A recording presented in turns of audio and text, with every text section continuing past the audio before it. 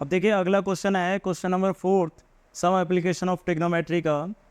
Question ये कह रहा है the angle of elevation of the top of the top of tower from a point on the ground के किसी point से टावर के टॉप पर एक एंगल बन रहा है which is 30 metre away from the foot of the tower, which is 30 metre away from the foot of tower.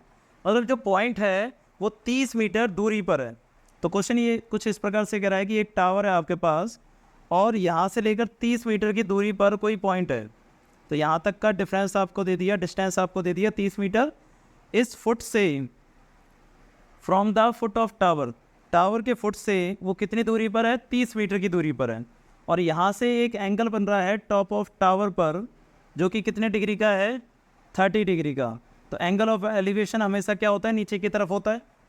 तो क्वेश्चन के अनुसार हमें डिस्टेंस दे दिया, फुट ऑफ टावर से लेकर पॉइंट तक का डिस्टेंस दे दिया, कितने मीटर, 30 मीटर। इसको नेमिंग कर देते हैं ए, बी और सी। और टावर कैसा है, परपेंडिकुलर होना चाहिए।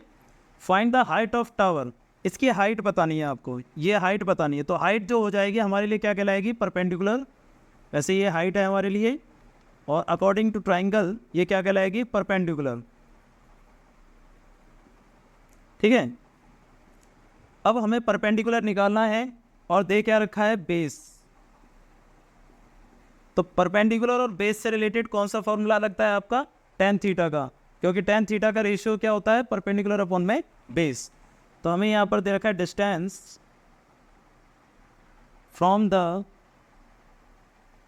Foot of tower to the point C. तो फुट ऑफ टावर से पॉइंट सी तक का डिस्टेंस हमें दे रखा है कितना, 30 मीटर का। और एंगल ऑफ एलिवेशन दे रखा है, एंगल ऑफ एलिवेशन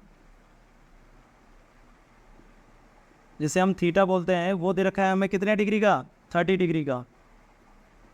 ठीक है। अब क्वेश्चन के अनुसार हमें क्या निकालनी है, हाइट, जैसे हम कह रहे हैं परपेंडिकुलर। तो परपेंडिकुलर और बेस से रिलेटेड जो फॉर्मूला लगेगा वो कौन सा लगेगा आपका, tan थीटा का। तो इन ट्राइंगल ए बी सी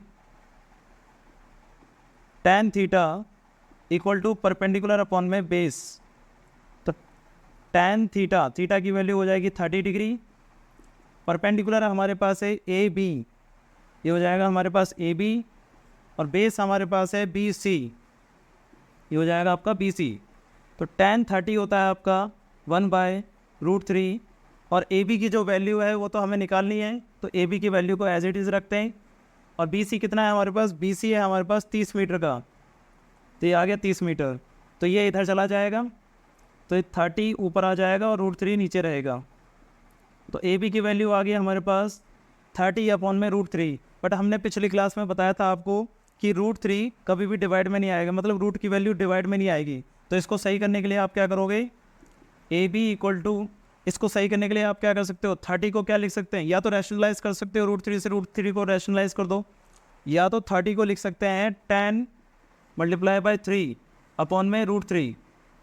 और इस 3 के अंदर ये भी हमने बताया था कि 3 के अंदर क्या होता है, √3 × √3। 3 को लिख सकते हैं √3 × √3। अब इस 3 को लिख सकते हैं हम √3 × √3 डिवाइड बाय √3 है, तो एक √3 कट जाएगा, तो बचेगा क्या, tan √3 मीटर। तो ये हमारे पास आ गई हाइट ऑफ टावर। ठीक है।